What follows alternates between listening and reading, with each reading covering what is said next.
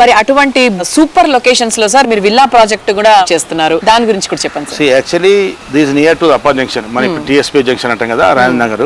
అక్కడ ఏంటంటే we having around various communities, అంటే ఒక community SMR Vinay harmony county అని చెప్పేసి మేము అది కంప్లీట్ చేసి 7-8 years అయిపోయింది. ఇప్పుడు దాంట్లో one more community bolder Woods అని చెప్పేసి మనం ఇంకొక 2 towers residential apartments medium range of families point of లో మేము కంప్లీట్ చేసాము. నౌ హ్యాండింగ్ ఓవర్ స్టార్ట్ అయిపోయింది.